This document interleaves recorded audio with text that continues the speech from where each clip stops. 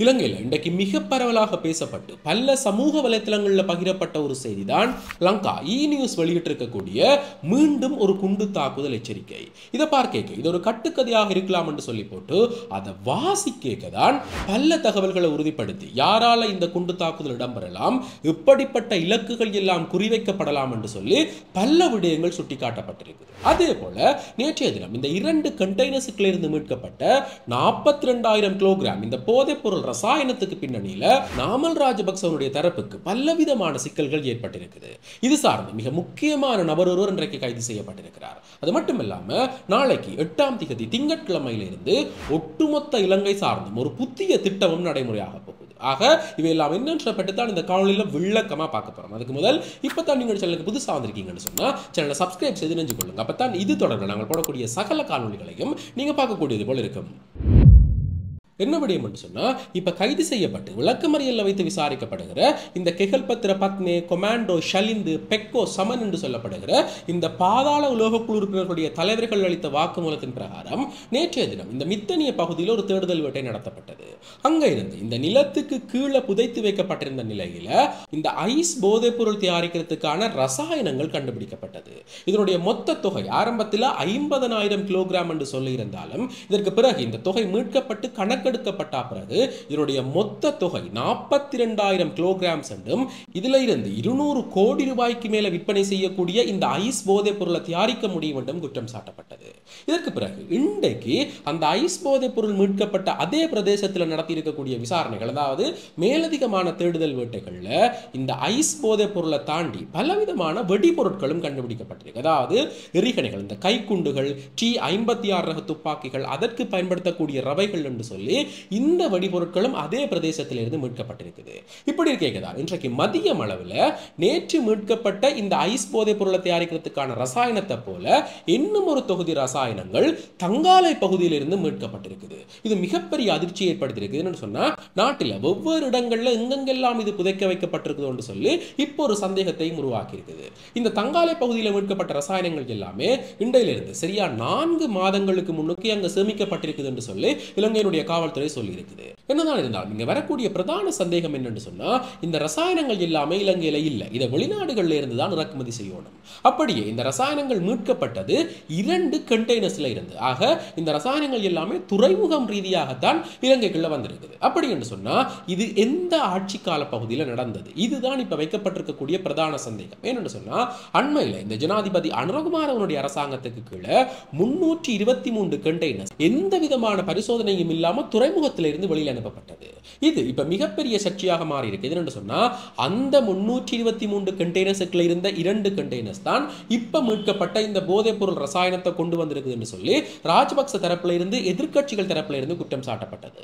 இது சார்ந்து இலங்கையினுடைய போலீஸ் திணைக்களம் என்ன சொல்லியிருக்குன்னு சொன்னா, அந்த கண்டெய்னர்ஸுக்கும் இப்ப மீட்கப்பட்ட கண்டெய்னர்ஸுக்கும் சம்பந்தம் இல்ல, அதை நாங்கள் சரிபார்த்து உறுதிப்படுத்தி இருக்கோம் என்று சொல்லியிருக்கிறார்கள். அது மட்டுமல்லாம இந்த சகல குற்றச்சாட்டு, அதாவது இந்த கண்டெய்னர்ஸுக்குள்ள போதைப் பொருள் ஒளிச்சு வச்சிருந்தது, அதை நிலத்துக்கு கீழே மறைச்சு வச்சிருந்தது, இந்த ஆயுதங்கள் கைப்பற்றப்பட்டது என்று சொல்லி சகல குற்றச்சாட்டுகளுக்கும் கீழையும் முன்னாள் ஜனாதிபதி மஹிந்த ராஜபக்சவனுடைய ஸ்ரீலங்கா பொதுஜன பெரமுன கட்சியினுடைய உறுப்பினர் விஜய விக்ரம மன்னம்பேரி என்று சொல்லப்படுகிற நபர் கைது செய்யப்பட்டிருக்கிறார். இதால உடனடியாகவே ஸ்ரீலங்கா பொதுஜன பெரமுன கட்சி அவர் கட்சியினுடைய அடிப்படை உறுப்பினர் பதவியில இருந்து இடைநிறுத்தம் செஞ்சிருக்குது. என்னதான் இருந்தாலும் நேற்றைய தினம் பொதுமக்கள் பாதுகாப்பு அமைச்சர் என்ன செய்யறார் என்று சொன்னா, இந்த விஜய விக்ரம மன்னம்பேரியோட யாரெல்லாம் தொடர்புல இருந்தவர்கள், யாருக்கெல்லாம் நெருங்கின தொடர்புகள் இருக்குது என்று சொல்லி முன்னாள் ஜனாதிபதி மஹிந்த ராஜபக்ச, தற்போதைய நாடாளுமன்ற உறுப்பினர் நாமல் ராஜபக்ச, ஜான்சன் பெர்னாண்டோ என்று சொல்லி இவர்கள் அனைவரும் எடுத்துக்கொண்ட புகைப்படங்கள் பகிரங்கமாக ஊடகத்துக்கு காட்டியிருந்தவர். அது மட்டும் இல்லாம இதுல இருக்கக்கூடிய நபர்கள் தான் இந்த போதைப் பொருள் கடத்தலுக்கு பின்னணியில தொடரப்பட்டிருக்கிறார்கள்.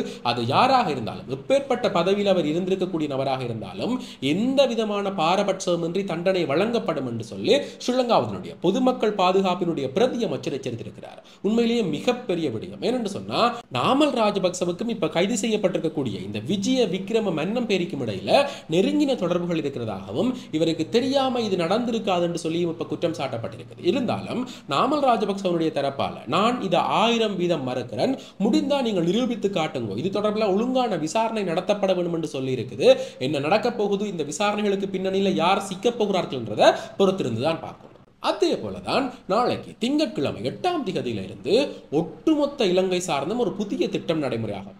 அதாவது இப்ப இந்த பாடசாலை நேரங்களில் நடைபெற அதிகமான விபத்துகள், அதாவது அண்மையில் ஒரு சில தினங்களுக்கு முன்னு கூட இந்த பாடசாலை மாணவர்கள் ஏற்றி வந்திருக்கக்கூடிய ஒரு பேருந்தும் இந்த மணல் ஏற்றி சென்றிருக்கக்கூடிய ஒரு லொரியும் விபத்துக்குள்ளான நிலையில பல சேதங்கள் ஏற்பட்டிருந்தது. இது எல்லாத்தையுமே கருத்தில் கொண்டு இனிமேல், அதாவது நாளையில இருந்து விடியற்காலை 6:30 மணியில இருந்து 7:45 மணி மட்டும், மதிய நேரத்தில் 11:30 மணியில இருந்து 2:30 மணி மட்டும் எந்த விதமான இந்த கனிம வளங்களை ஏற்றி செல்லக்கூடிய பார ஊர்திகளுமே பயணிக்க முடியாது என்று சொல்லப்பட்டிருக்குது.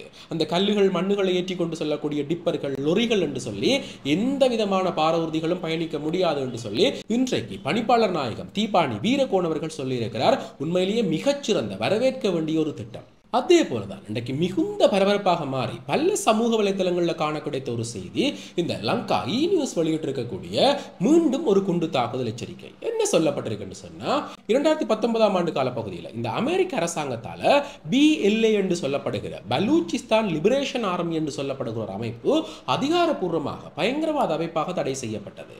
இவர்கள் யார் என்று சொன்னா, இந்த பாகிஸ்தானை பலவீனப்படுத்துறதுக்காகவும் அதே நேரம் இந்த சீன முதலீடுகளை இலக்கு வச்சு தாக்கக்கூடிய ஒரு பயங்கரவாத பிரிவு. இவர்களால இதே வருடம், அதாவது 2025ஆம் ஆண்டு மார்ச் மாதத்தில் ஜஃபார் எக்ஸ்பிரஸ் என்று சொல்லப்படுகிற ஒரு தொடர்ந்து கடத்தப்பட்டு அதில் இருக்கிற 30 பேர் படுகொலை செய்யப்பட்டதோடு 300 பேர் சிறைப்பிடிக்கப்பட்டிருக்கிறார்கள். அது மட்டுமல்லாம இதுக்கு முன்னுக்கு 2024ஆம் ஆண்டு காலத்தில் இந்த கராச்சி விமான நிலையத்தின் மேல ஒரு தற்கொலை குண்டு தாக்குதல் இடம்பெற்றிருக்குது.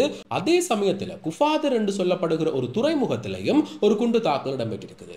இந்த தாக்குதல்கள் எல்லாத்தையுமே செய்யக்கூடியது இந்த BLA என்ற பலூச்சிஸ்தான் லிபரேஷன் ஆர்மியில் இருக்கக்கூடிய மஜீத் பிரிகேட் என்று சொல்லக்கூடிய ஒரு குண்டுதாரிகள் அமைப்பு. இப்ப இந்த அமைப்புக்கு இந்திய அரசாங்கம் அதிகாரப்பூர்வமான கடவுச்சீட்டுகளை வழங்கி இருக்கிறதாக இந்த லங்கா நியூஸ் குற்றம் சாட்டி இருக்குது. இது வெறுமனவே குற்றச்சாட்டுகள் இல்லை என்று சொல்லியும் இதை நாங்கள் உறுதிப்படுத்தி இருக்கிறோம் என்றும் இந்த லங்கா நியூஸ் சொல்லி இருக்குது. உண்மையிலேயே மிகப்பெரிய விடயம். ஏனென்று சொன்னா, இந்த இந்திய கடவுச்சீட்டு அவர்களுக்கு இருக்குமாக இருந்தால் அவர்கள் இலங்கைக்கு மிகச் சுலபமாக வரலாம்.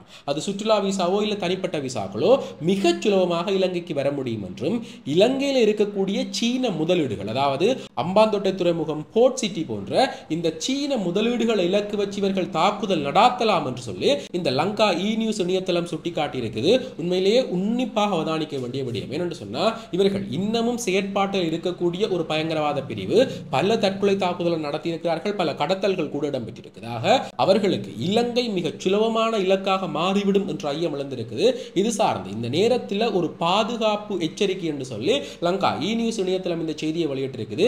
இது சார்ந்து இலங்கை அதிகார தரப்பிலிருந்து நடவடிக்கைகள் மேற்கொள்ளப்பட்டிருக்கிறதாகவும் சுட்டிக்காட்டப்பட்டிருக்குது. என்ன தகவல்கள் வெளிவரப் போகுது என்றதை பொறுத்திருந்து தான் பார்க்கணும். ஆக இந்த விடயங்கள் சார்ந்து மிக முக்கியமாக இப்ப நாட்டில் கைப்பற்றப்பட்டிருக்கக்கூடிய இந்த போதைப் பொருட்களும் அதற்கு பின்னணியில் இருக்கக்கூடிய அரசியல் தலைமைகளை பற்றி நீங்கள் என்ன நினைக்கிறீர்கள்? ஏன்னு சொன்னா, இப்ப இந்த கைது செய்யப்பட்டிருக்கக்கூடிய இந்த 42,000 ரசாயன பொருட்கள் இருந்து உற்பத்தி செய்யப்படுற போதைப் பொருட்கள் நாட்டில் நடமாட வழிகிட்டு இருந்தா பல வருடங்களுக்கு அதை தடுத்திருக்கவே முடியாது. அதாவது தொடர்ச்சியாக பயன்பாட்டில் இருந்திருக்கும். இதால பல சமூகங்களினுடைய வாழ்க்கை இல்லாமல் போயிருக்கும். மிக முக்கியமாக எங்களுடைய வடக்கு கிழக்கு பகுதியில் இப்பயே இந்த போதைப் பொருள் கலாச்சாரம் மிக அதிகமாக இடம்பெற்றுக் கொண்டு வருது. அதில் இப்படியான ஐஸ் போதைப் பொருட்களுடைய கலாச்சாரம் இன்னும் பெருகமாக இருந்தால் இதை தடுத்திருக்கவே முடியாது. எங்களுடைய தலைமுறை என்றது சுயமாக சிந்திக்க முடியாத ஒரு தலைமுறையாக மாறி இருக்கும். ஆக இப்ப அந்த குழு கைது செய்யப்பட்டிருக்குது. இதை முற்றிலுமாக ஒழிக்கணும் என்று சொன்னா வேறு யாரெல்லாம் தண்டனைக்கு உட்படுத்தப்பட வேணும் என்றதை பற்றி உங்களுடைய கருத்துக்கள் என்ன? நீங்கள் என்ன நினைக்கிறீர்கள் என்றதை மறக்காம கமெண்ட்ஸ்ல சொல்லுங்க. இதே போல மேலும் ஒரு முக்கியமான பிரயோசனமான தகவலோட இன்னும் ஒரு காணொளியில் சந்திக்கிறேன். நன்றி.